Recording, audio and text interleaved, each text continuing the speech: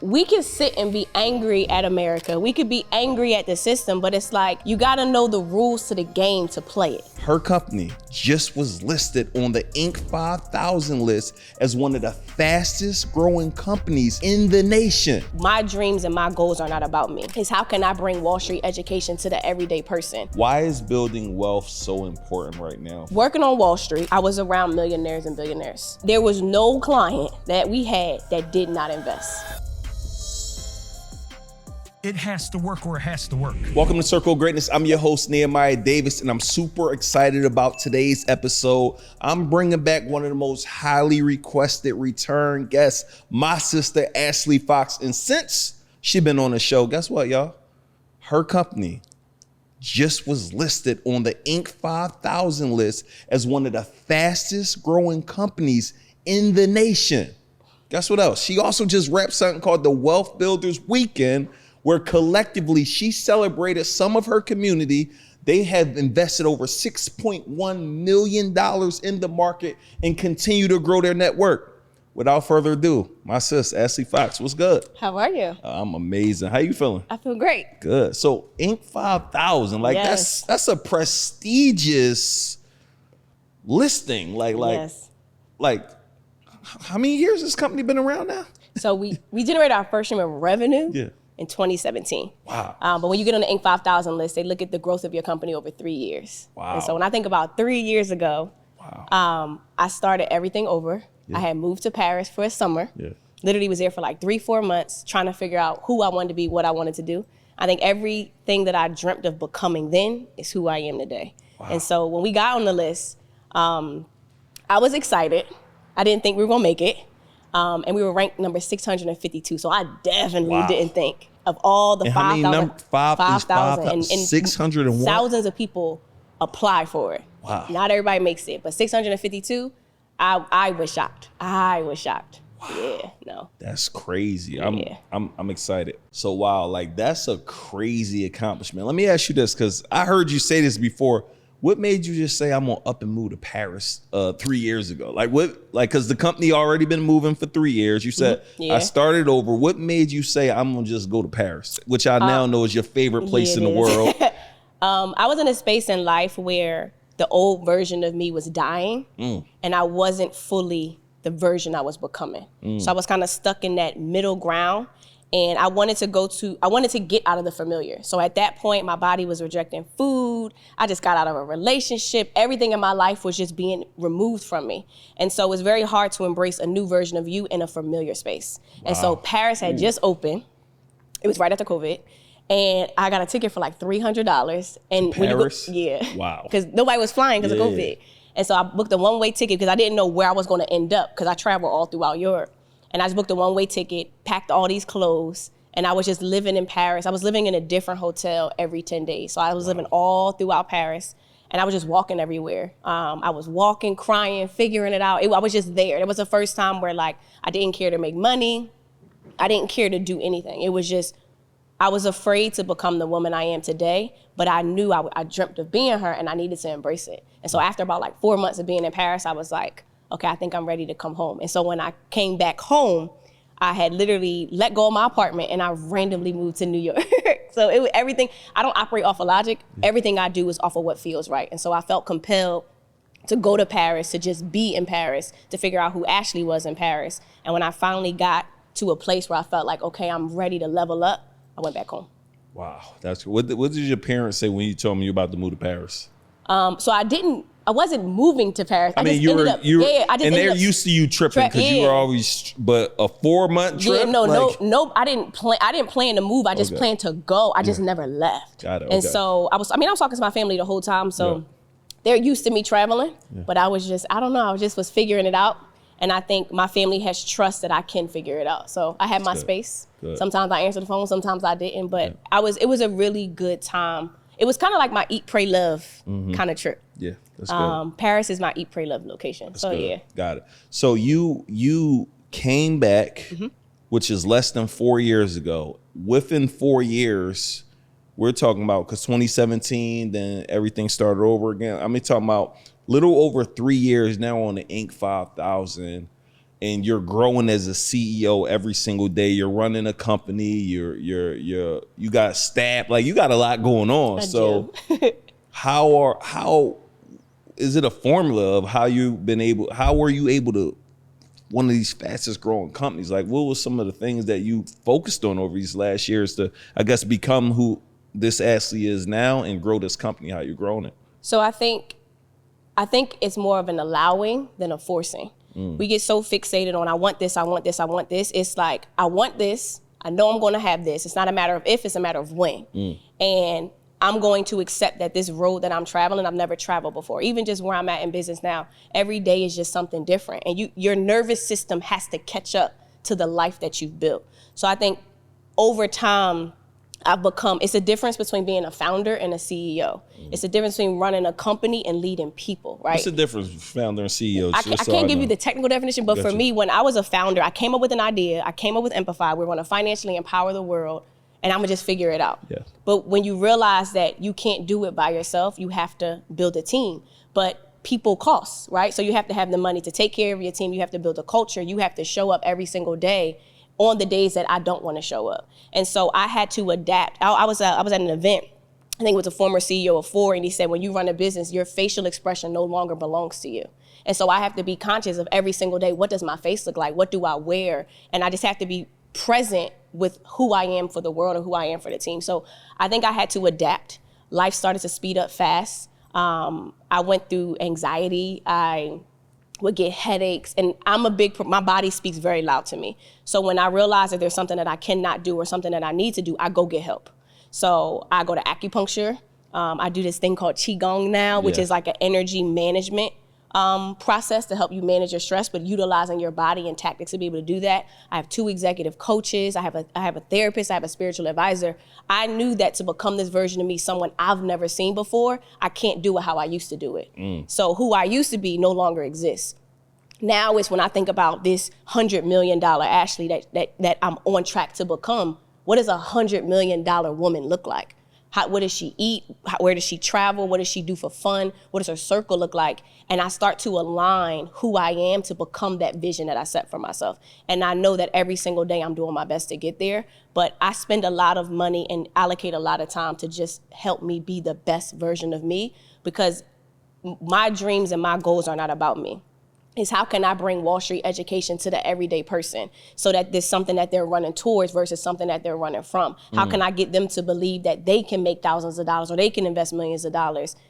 If I don't believe, how can they believe? So I have to work on my belief in myself to know that I could do this. Yeah, that's good. You said a whole lot right there. I want to peel back some of it because you said Qigong. I know you work out every day. Yes, I watch your stories. Yeah. Therapists. Coaches. 2 executive coaches. Yeah. You still got a family. Yes, I do. Like, how are you managing your time, or are you like all of those things in 1 week? Therapy, Qigong, how are you managing your time currently? So I can't say that I can get an A+ in my time management now. I'm doing my best. So now I have to time block. I have to. Before 8 a.m. is a non-negotiable. That belongs to Ashley. That doesn't belong to my business. It belongs to Ashley's eating right, Ashley's working out, Ashley's journaling, Ashley's... What time you get up? At 6 a.m. Okay. Yeah, between 6:30, depending on when I go see my trainer. But if I go, usually between 5:30 and like 6:15. And so before 8 a.m., it belongs to me. That is a non-negotiable. So the earlier I wake up, the more time I have to myself. I got to a space where I needed a house manager because I didn't have the time to always clean my house. It's just like my time could be spent doing so much more, being so much better so that I can lead the world, financially empower the world.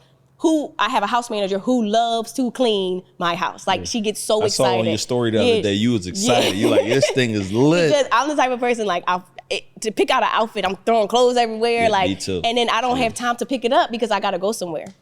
I have a stylist because I like looking nice, but I'm not the best at picking out clothes because I get anxiety with a lot of stuff. So now I have my stylist. She picks out my clothes every month, but now what's happening is she's coming to organize all my outfits. So she's gonna pick out 30 outfits so that for a whole month, I know I don't have to pick out clothes, it's already prepared for me. So for me, it's how can I, because my time is so precious, how can I maximize my time and what can I do And are these investments? Because to me, I look at it like an investment. This is an investment in my time. So like now I have a chef because I like custom meals. I have to eat. I have a custom diet. I don't want to cook food. I don't like cooking food. I will cook food, but I'd rather not cook food because I should be doing more that I love to do and more that allows me to maximize my time. So I think it's about thinking about how do you put yourself in a space where you are optimizing your mere existence. I am best when I'm running Amplify. I am best when I'm financially educating the world. I am not the best cook. I am not the best cleaner. I am not the best trainer. Who's the best in those spaces? Who cooks the best? Who cleans the best? Who's the best trainer? And for me, I want to align with the best. And so I'm able to maximize my time that way. And then I have coaches, right? So I have an executive coach who coaches billionaire CEOs. And it's like, if I'm gonna build $1 billion business, I need, who are they being coached by? 100%. Now, it is expensive, but I'm worth the investment. So it's like, I can't do this alone. I truly believe that nobody's self-made. Everybody needs help. So I went not only just investing in the stock market, is making investments in my time and in Ashley so that I can operate at my optimal performance to give to the world. That's good. I mean, biggest takeaway I learned just now, really almost only focus on what you're good at and delegate everything or hire for everything else. Because if you're so good at it, you'll be able to generate to handle those things that. But I wasn't always in that position. Yeah. It does require the financial resources 100%. To be able to do, but I had to know that it was okay to do it, because there were points in my life where I felt not everybody lives the life that I live, but I also have to accept not everybody's trying to do what I'm trying to do either. Yeah. So over time, little by little, so I got my first coach. Then I had my spiritual advisor, then I got my therapist, then I got one coach, then I got another coach. So I have one coach who's ran tech companies, right? Multi-million-dollar tech companies, both publicly traded and private. And then I have my CEO coach who coaches me as a CEO. That's the one who coaches billionaires. But then I would find myself losing my mind. So I would get stressed out. Millions of things are going through my head. And like the way we talk about in Qigong, it's like I have a tornado. And like everything that's happening in a tornado, it's not that it's bad. It should be grounded and on the ground, not flying around everywhere. So Qigong helps me take everything that's floating around up here and brings it back down so I'm grounded and I'm more present. And I can't do that on my own. And it's like, okay, well, I know what I'm thinking about every single day as a CEO, because as a CEO, there's a million things going through my mind. Like there's the pressure of me wanting to go as big as possible. So many things happening with my team, with our revenue, with our customers. There's just so many things happening. How can I handle all of that? And if Steve Jobs or a Jeff Bezos can do it, why can't Ashley Fox? Yeah. So it's like, what does that look like? What does that life look like? Let me go ask the people who can help me. Hey, I'm getting stressed out. It's showing up in my body, and I'll be damned if I let my stress impact my health. Yeah. So let me go find out who can help me health-wise. Let me make sure I'm eating the best foods. Let me make sure I'm training the best. Let me make sure that I'm taking care of Ashley, because if I don't love on Ashley, what good is Ashley to the world if she's not taken care of? So as time progressed, little by little, those things came about. Like, hey, I need to work on my stress, right? And I've done yoga before, but yoga to me is more of an athletic sport. Qigong it makes me feel like I'm meditating, and I hate meditating. It's so hard to meditate, but I know the fact. Still, right? Yeah, and like in Qigong, you do exercises that are so simple, but they're so hard. And it's like the fact that it's hard means I need to conquer it. Like there's this exercise called the like sleeping tiger, where you like lay on your back and you lift your legs up 90 degrees and you hold your hands up and you sit there. I couldn't do it for 45 seconds. I was dying. Then I got to a point where I did it for 5 minutes. Then I got to a point where I did it for 10 minutes, and then I just did it for 30 minutes. It's one of the hardest things I ever had to do. But she'll tell me, if you can master this and you can train your mind to withstand anything, you're gonna carry that mindset everywhere in life. So if you can master this, you can master all the difficulty you're going through in life. And so it's just little intangible things like that allow me the space and the capacity to financially educate the world. And I think over the past, from the moment I left Paris, as we got on the Inc. 5000 list, those little things of working on me, because it wasn't that the business changed. It was the person who was leading the business changed. How I saw myself, how I wanted to educate the world, and how I managed the growth that we were having.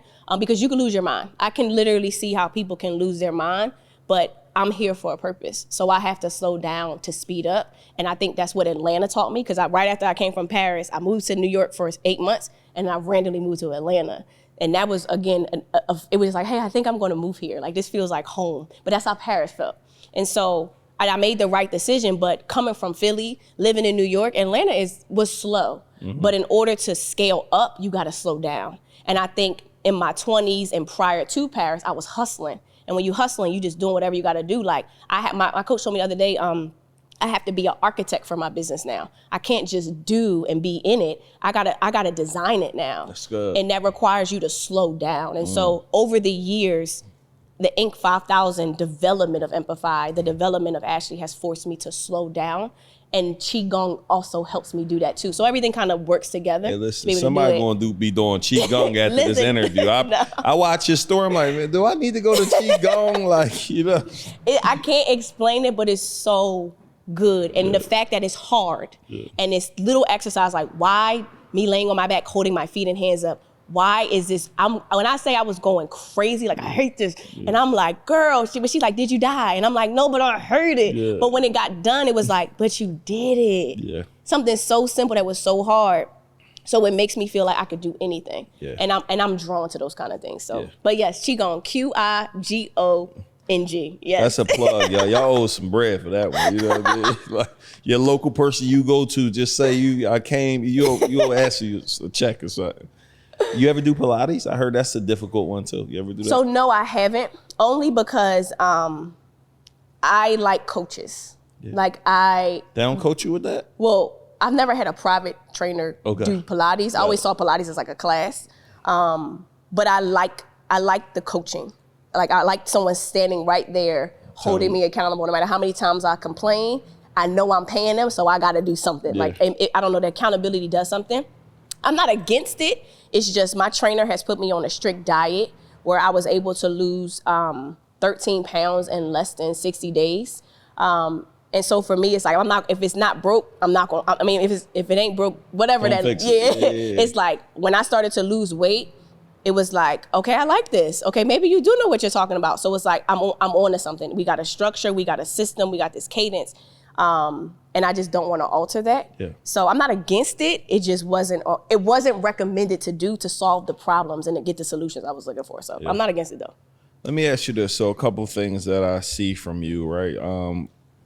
Operating excellence at all times. And it's almost throughout it's through the culture of your whole company, through your team members, especially everybody who I personally know. And how do one develop that for their team? You got to stand a certain level of excellence, a certain standard that is non-negotiable, a certain get it done right and get it done right. Like, just how do someone develop that? Is that develop it with one? Then how is that being developed? So here's my take on it, because I don't wake up saying, I'm going to run an excellent company, right? I wake up saying, I'm going to be an excellent person. Mm-hmm. And everything around me is excellent. Everything that I do is excellent. And so because I hold myself to that standard, I expect everyone around me to operate. So I've been told this by my partner. I don't demand excellence of people intentionally. It's a subconscious thing. Like it's in you. Yeah, like and part of it I think came from working on Wall Street, because to work with billionaires, like when you do their presentation, you can't mess up. Like no misses. It's a higher standard.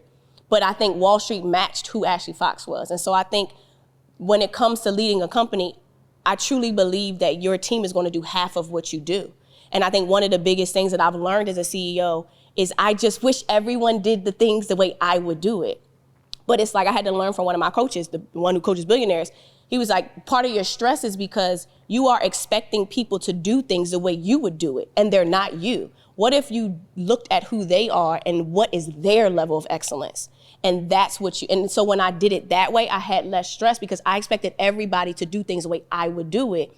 And you can't run a company that way. And so when it changed my perspective, it's like, okay, this person on my team, what does their excellence look like? Because I'll do anything, but not everybody can do everything. And that's not why they're here, but what are they great at? Yeah. So because I demand the excellence within myself in every aspect, not just business, not just money. I want to be the best with food. I want to be the best with my health. I want to be the best daughter, the best partner. Like, how can I be the best? And I just operate like that. So I think it trickles down into the things that are around me, one of them being my companies. And also, too, I'm attracted to those types of people. Like we were talking about the other day in my office, that our culture at Amplify is, we seem like a family, but we're really a sports team.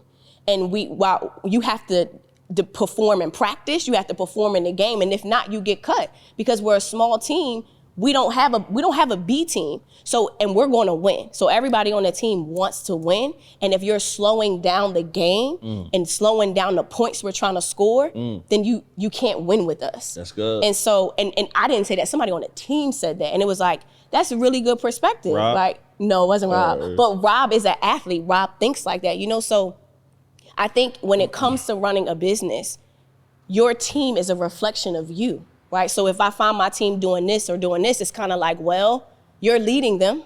So what can you do to fix it? And I think it's a fine line between, hey, they may not be good, or I always ask myself before anything, it's like, how can I be better? There's always a mirror that I hold up in every aspect of my life. How can I change? How can I show and be a better person? Hey, I can complain they're not doing something, but did I really train them? Yeah. Did I really give them time? And if I'm sitting here trying to do Qigong because I can't sit still, maybe you're not patient enough with your people. So there's always a reflection in me and what I do, but I'm a firm believer, like I don't wake up and say, we're going to be excellent. It's like, I'm just going to be the best version of Ashley today, and I'm gonna be consistent at being my best every single day. And then you look 3 years later, we're one of the fastest growing companies, but I didn't set out to say we're gonna be one of the fastest growing companies. Like, I didn't even think we could make the list. So I think it's more about you. I think everything around you is a reflection of you. You don't attract what you want, you attract who you are. So if you have a lazy team, check yourself and ask yourself, where are you being lazy in life? And those are questions that I ask myself. That's good. That's self-accountability. Yeah, all the time. At the highest standard. Yeah.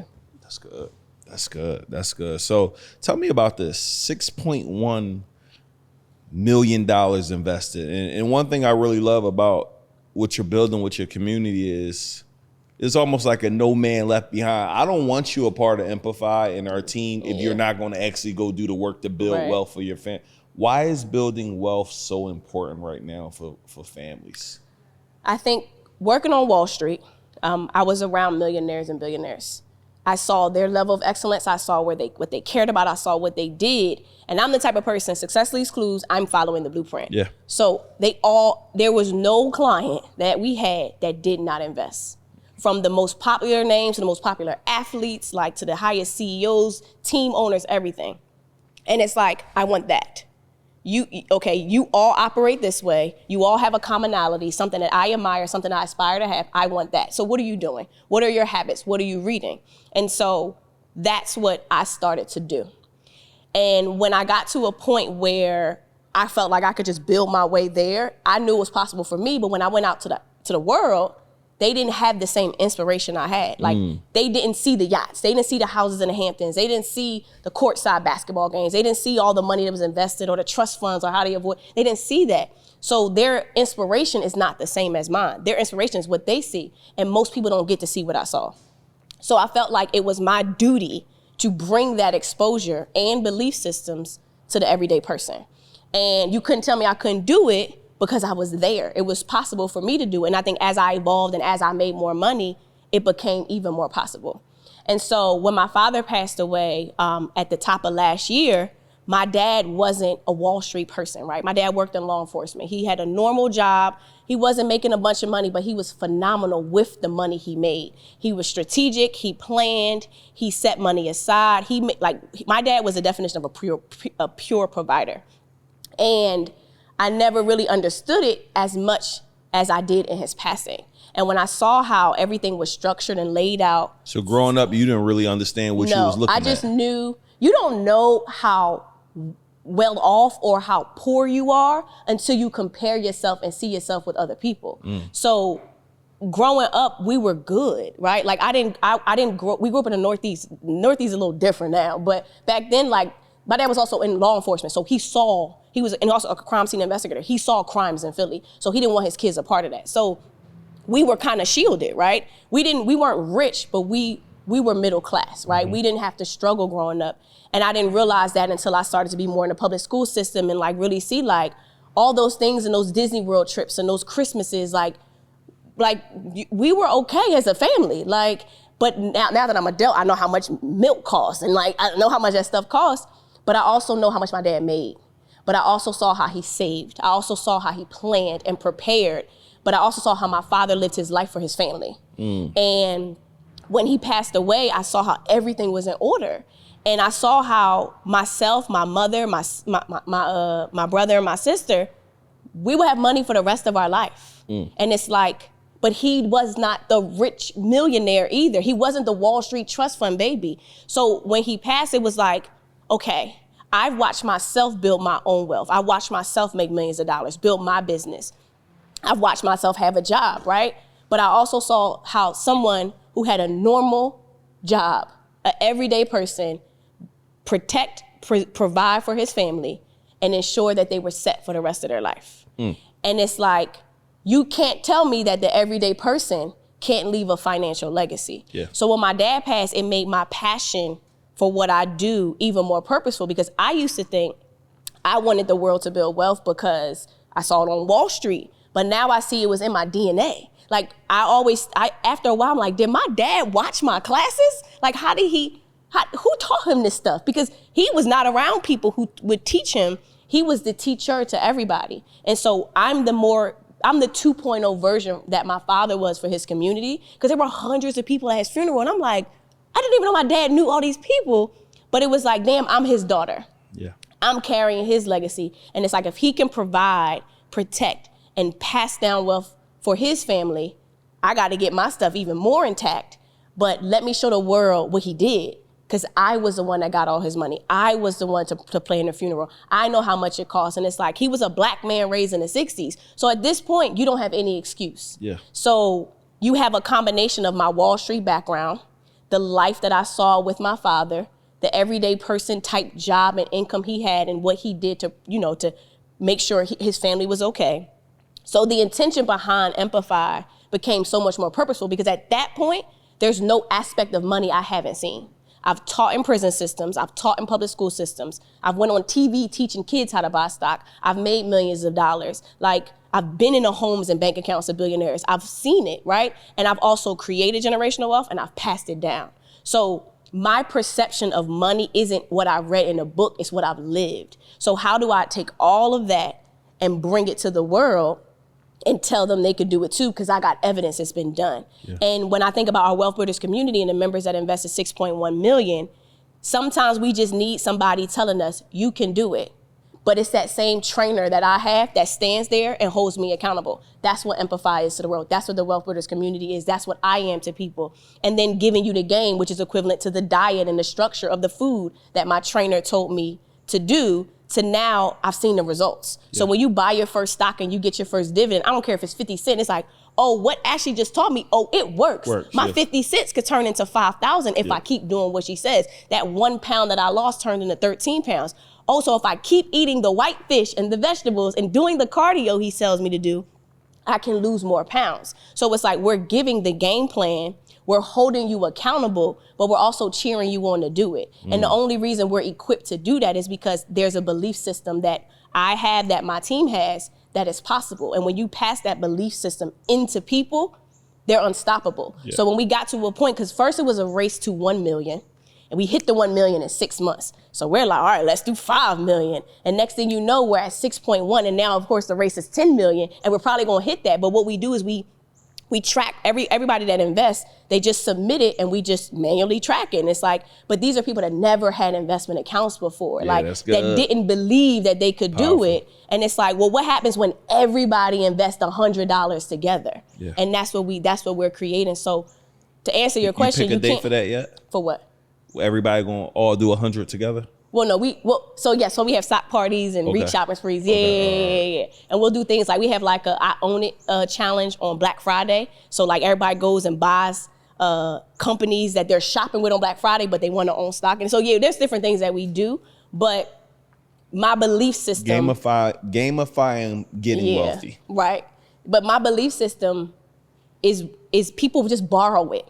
Like, and it's like, if I lose belief in me, then I lose belief in empathize, then I lose belief in people. And they lose belief. Yeah, and it's like, well, somebody got to believe we could be wealthy in this world, because America's not about to root you on and tell you you could do it. So it's like, just borrow empathize belief. And in the meantime, I'll preserve and love on Ashley, and Ashley will give empathize belief. So. That's good. Let me ask you a question. So, and it'll be the last question regarding your dad, right?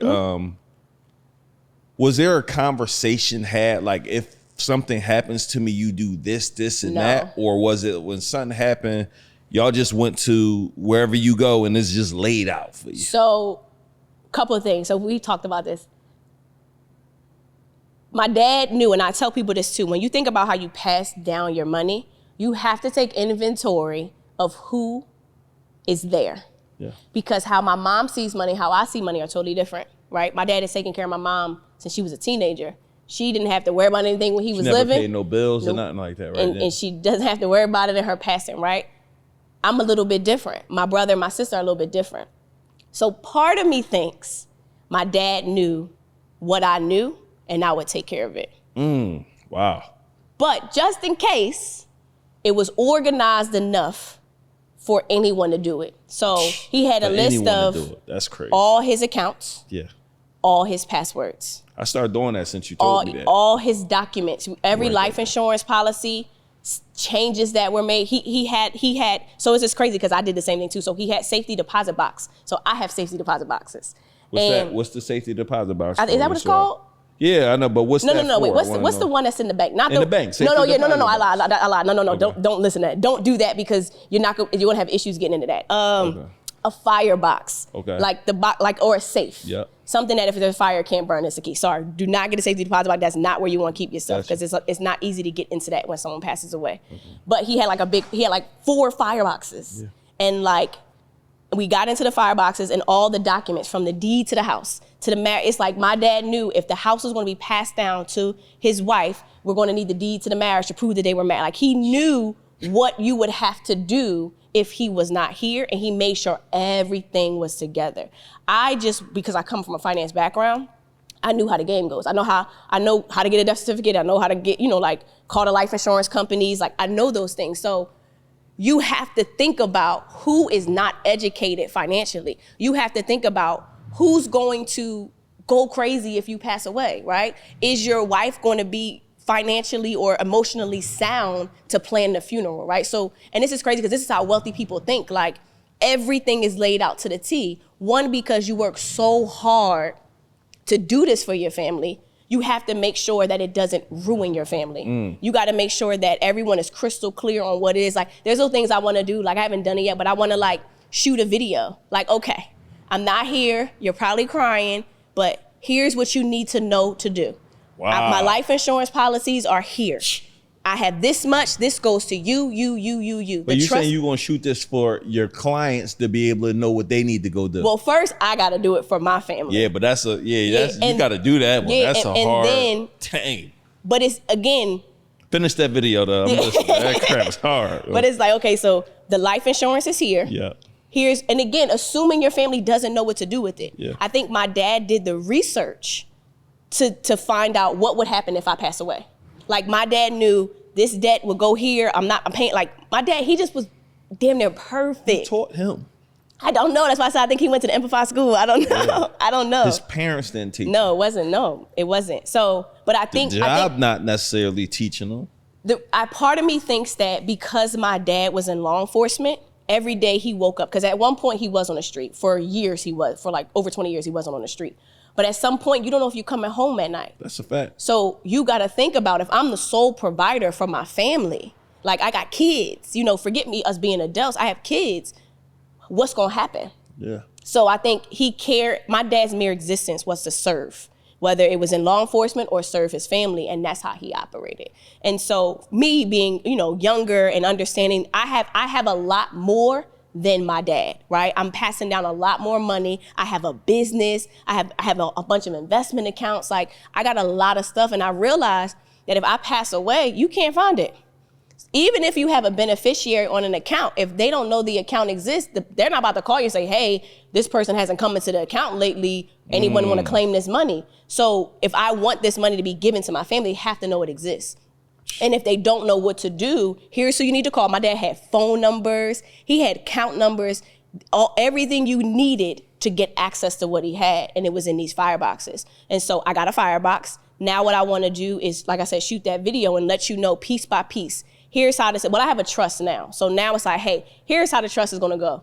You're going to get this, and you're going to get this for the rest of your life. You're going to get this much at this point in your life, and just really articulate it. And then maybe every year as you evolve or you make more money, you shoot another video, because you don't know when anything's going to happen. But I know I worked too hard to build the wealth that I built for it to go to the government. So I want my niece is a trust fund baby. She will have money for the rest of her life, but all I did was follow my dad's footsteps. You know, like I don't have a child, but I have a niece. And the same thing goes for my family. So he set the standard of what excellence looks like when it comes to passing down wealth.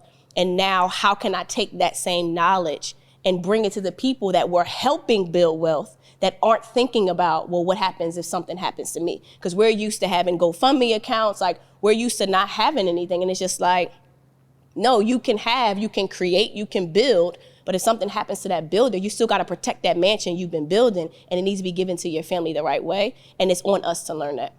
Hey, you're looking at this right now because you're probably trying to figure out, like, how in the world do I set all of these things up that Ashley's talking about? How do I build wealth for my family? How do I learn how to master money? Well, listen, if you're listening at this, good news for you. Ashley is hosting a 5-day virtual event where she's going to literally be breaking down how you can start building your wealth fortress. Like, don't keep leaving this to anyone else to do. You have to do it yourself. So go ahead and click the link in the description of this video, and you're going to go ahead and register. Make sure you're in that room. I'm going to be in the room. I was in the room last time. Everything she's telling me to do, like I'm talking about, I got the REIT accounts. I went and added family, wife and mom, the beneficiaries on banks. I got the list of all the accounts. Like, this will probably be one of the most important events of your life. Make sure you are meeting me there. And after you do so, in the comments, say, yo, I got my ticket, Neo and Ash, and we'll see you in there. Mastering money is just so, like, we are not taught this ever. Like, it's like, I'm sitting there as you're saying, I'm like, yo, I still got more work to do. Yeah, I mean, I feel like the money game is it's a everyday. Is there a formula on? So I have a formula on, like, every day I try to say I need to be making money moves, but is there a certain amount of time you should be time blocking weekly on? I feel like what you're talking about, that's a wealth succession plan, what you're doing. That's not just an overnight you throw that thing together. Right. And I can honestly say I haven't done everything I want to do. And you're constantly evolving. But we can sit and be angry at America. We could be angry at the system, but it's like, you got to know the rules to the game to play it. Mm-hmm. And it's the rules exist. People just leverage empathy to know how to play the game. Because you're right, we don't know these things. And so many people talk about, I don't have money, or I don't do this. And it's kind of like, but if we keep saying that, we will always not have money. Yeah. You can't tell me I'm not going to be a billionaire. Like, you can't tell me. So I'm going to do at least work every day to be on track to do that. But I think having the mentality of having the money and making the money is one thing.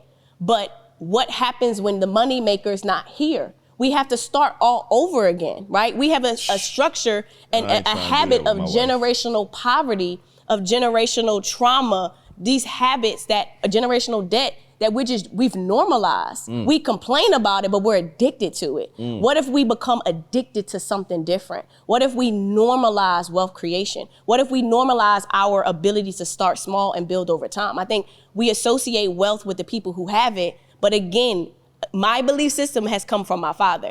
You can have money, set money aside, build. Now, it might take you more time than the person who makes millions of dollars, but it's like, even if my dad started to set aside $100 a month and he properly did what he needed to do, whether we were getting $500 every month or $10,000 every month, having money come in that is yours, that somebody left for you because they loved you, like, it's nothing beats that. And you're creating a cycle. Like how my dad passed down his wealth, it's a standard now.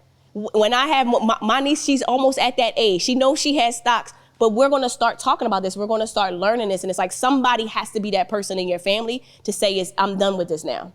And I'm not dependent on the president. I'm not dependent on the school system. I'm not dependent on the government. I'm depending on the person in the mirror.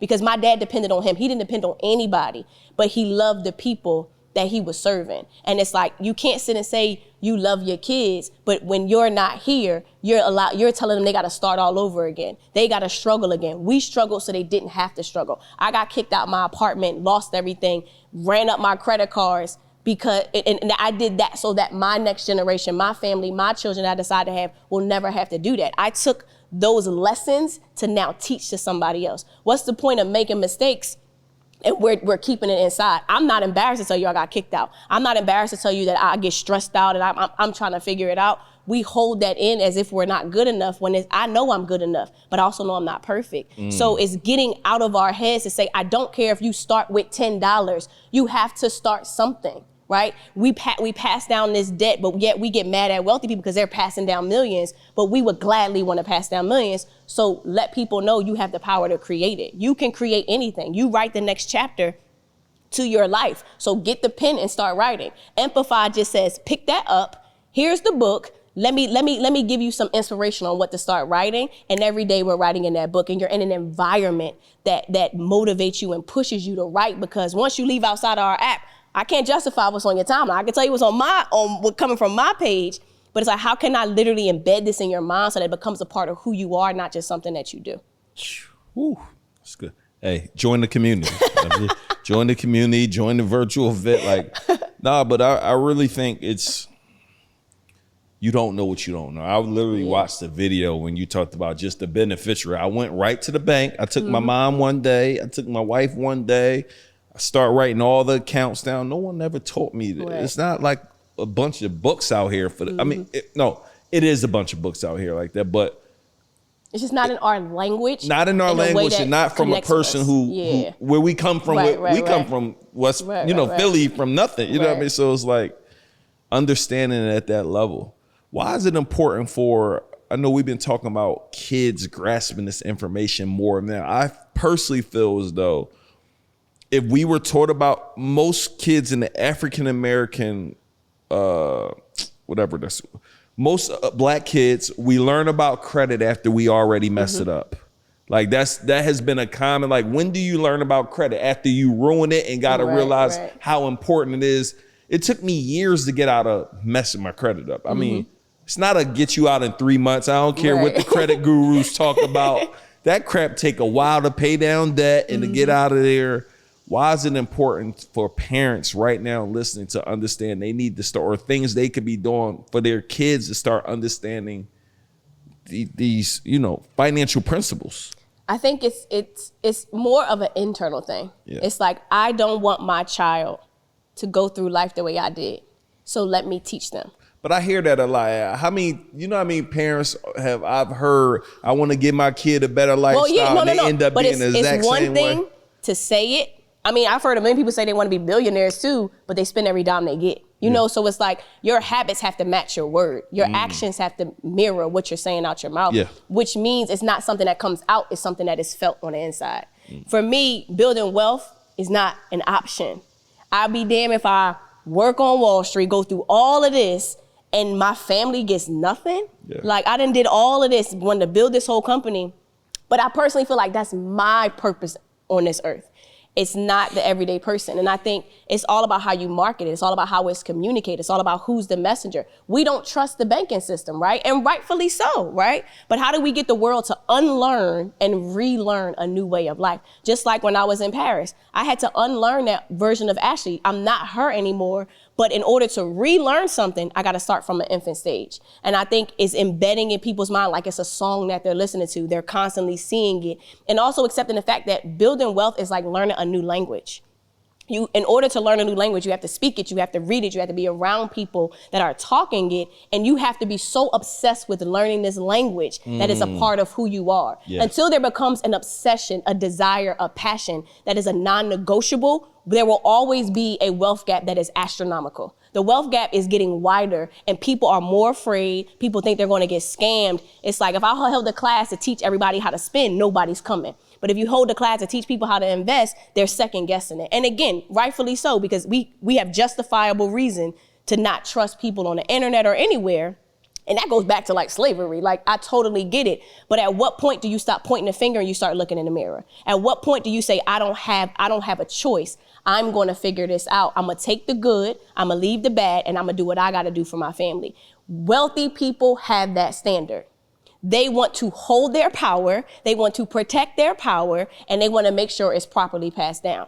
We don't have it. We just trying to get by. If all you want to do is get by, that's exactly what your life is going to be like. So until we demand more from ourselves, we won't create more. And that's a mental shift, not a financial shift. Because the government gave the world $2 trillion in stimulus checks. The wealth gap got wider. Giving people free money is not going to solve the problem. Changing the way people think and the people who have the money and changing how they see themselves with money is going to make the difference. So when I think about Amplify, which is why it's the word empower and modify merged together, it was never about money, because giving the world money won't solve the problem. Giving the world a book or a video to watch won't solve the problem. You have to literally shift the way people see the role of money in their life. That's good. And how they can take advantage of it the way wealthy people do. So you're right. We could sit here and say we want to do this for our family, but it's not until you internalize it. It has to be a part of your DNA. The way my father and his mission and what he did was a part of his DNA. This is in me. And again, I don't expect the world to be as crazy as I am, but I do expect you to leverage Amplify and extract all the value that we have and give it to the world. I ain't gonna lie, this may be my favorite episode. I know the last episode you showed me I literally bought Reach for my kids.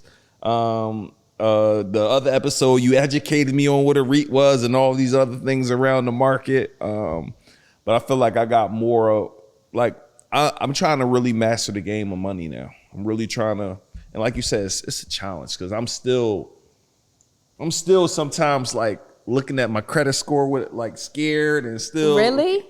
Sometimes, and I got a 790 right now. I mean, I'm good. I got 800. But here's the thing. But I still do, some things still scare me in finance. Yeah. Like I'll be like looking at certain accounts. It's like, ugh. I don't know why. Yeah. But so if I feel that way, I know that every day, like I be talking to my homies like, yo, how's your credit? Now, people in general, well, my credit bad, the student loans. I said, because all you got to do is call them. They'll put you on a payment. Yo, I only can afford $20 a month. Right. Ignoring them will not help this thing. Right. Ignoring your credit will not make that crap better.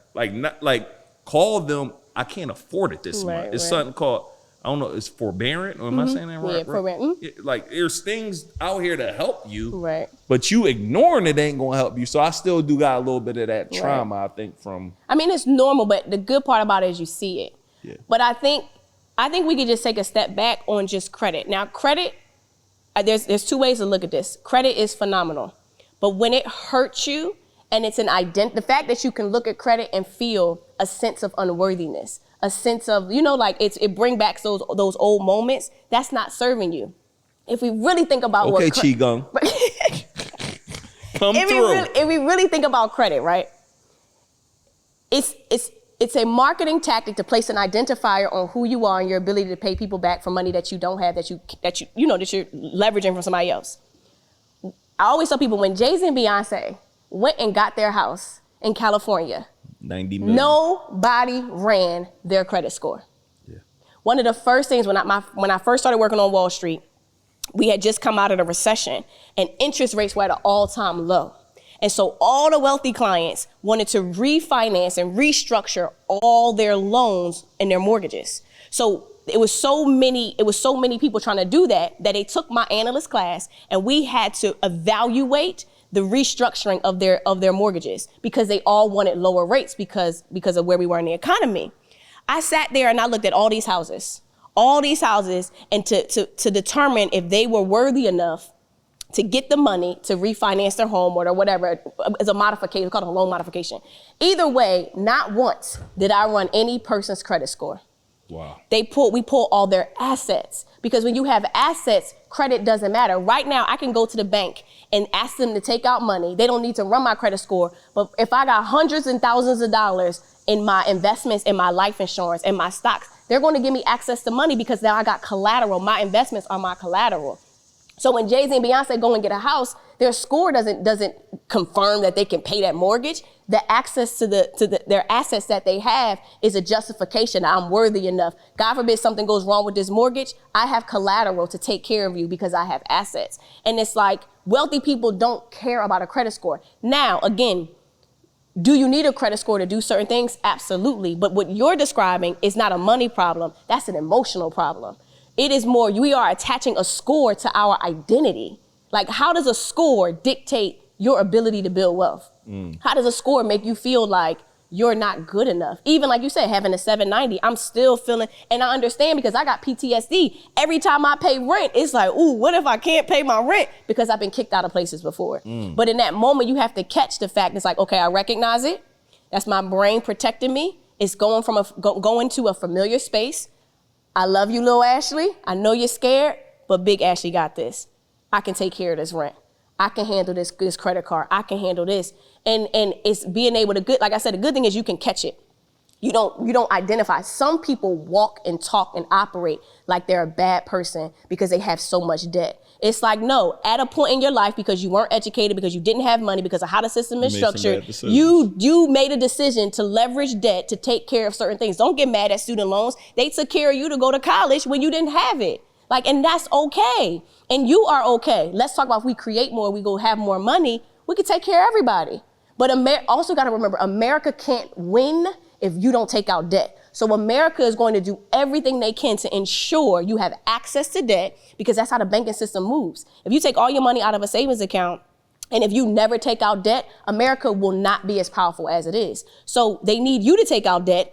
America is in debt. That's just how the game goes. We have to be able to dissociate from what debt represents in our life. You're not a bad person. You just made decisions, and now you're figuring it out. Like I always tell people, like, you're not broke. You're overcoming cash flow problems. You don't have a debt problem. You're figuring out how to live the life you want to live, because you weren't blessed with the resources a lot of people were. But what if you can in the next 1, 2, 3, 4, 5 years? So I think it's just about restructuring how you see it. Like, and I do that every day. Like, hey, you're not a bad CEO. You were never taught how to be one, right? Like, you don't know what to do with a team of 12 people. Like, and you sit here 1 in 100. I go crazy with 12. And it's like, but you're figuring it out.